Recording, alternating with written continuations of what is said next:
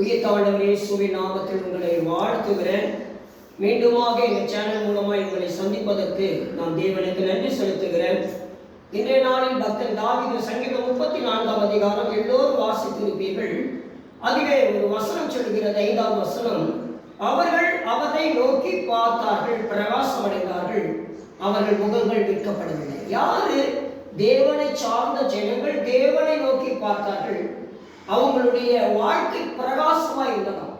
அதாவது இருள் சூடாதபடிக்கு ஒரு ஒளியான வாழ்க்கையாக இருந்தது. அடுத்தது, அவங்க வாழ்ந்த வாழ்க்கையில வெட்கமே கிடையாது.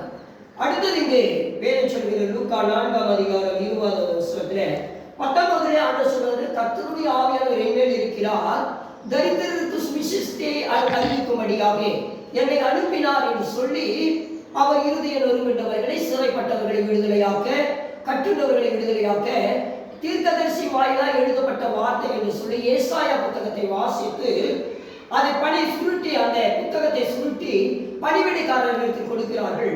இங்கு லூக்கா 4ஆம் அதிகாரம் 20வது வசனம், ஜெப ஆலயத்தில் உள்ள எல்லாருடைய கண்களும் அவரை நோக்கி பார்த்துச்சான்.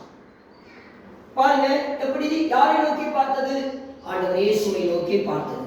இங்கு அப்போஸ்தலர் நடவடிக்கைகள் புத்தகம் 3ஆம் அதிகாரம் 5வது வசனத்திலே கூட 1லிருந்து 4வது வசனம், 1லிருந்து 3 வரையில பார்த்தீங்கன்னா அங்க என்ன சொல்லப்படுகிறது? தாயின் வயிற்றில் சப்பானியாக இருக்கப்பட்ட மனிதன் அவன் தேவாலயத்தின் முற்றத்தில் அமர்ந்து கொண்டு பிச்சை கேட்டுக் கொண்டிருக்கிறான். பேதுருவும் யோவானும் தேவாலயத்துக்கு போகிறார்கள்.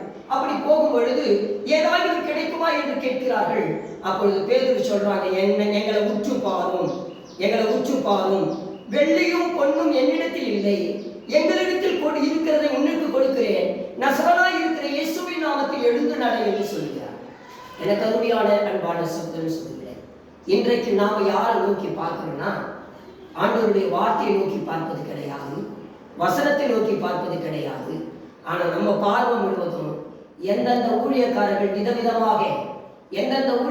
விதவிதமான நிலையிலே ஊழியம் செய்கிறார்களோ அவர்களை நோக்கி பார்த்துதான் நம்முடைய வாழ்க்கை பிரகாசத்துக்கு போகாதபடி இருளுக்கு போய் கொண்டிருக்கிறது. நீங்களும் நானும் இந்த உலக வாழ்க்கையில் அழைக்கப்பட்ட அழைப்பில் தேவ ஜனங்களாய் இருக்கிறீர்கள் என்றால் நீங்கள் இயேசுவின் வார்த்தைகளை மட்டும்தான் நோக்கி பார்க்க வேண்டும். தவிர உலகத்தை சார்ந்த எந்த மனிதனையும் நோக்கி பார்த்து ஒரு மனிதன் இன்னொரு மனிதனுக்கு எடைகளை போட்டு நீங்கள் தீர்மானிக்கப்படக்கூடாது. அப்படி தீர்மானிக்கிறீர்கள் என்றால் உங்கள் விசுவாசம் இந்த உலகத்தை சார்ந்துவிடும், உன்னத தேவனை சார்ந்து. எனவே நாம் பார்க்கிற பார்வை தேவனை நோக்கி பார்ப்போம். அப்படி தேவனை நோக்கி பார்க்கிற அத்தனை பேருடைய வாழ்க்கையிலும் பிரகாசம் கொடுக்கும்படியால் உங்களுக்காக நான் தொடர்ந்து ஜெபிக்கிறேன். தேவன் நம் அனைவரையும் ஆசீர்வதிப்பாராக. ஆமென்.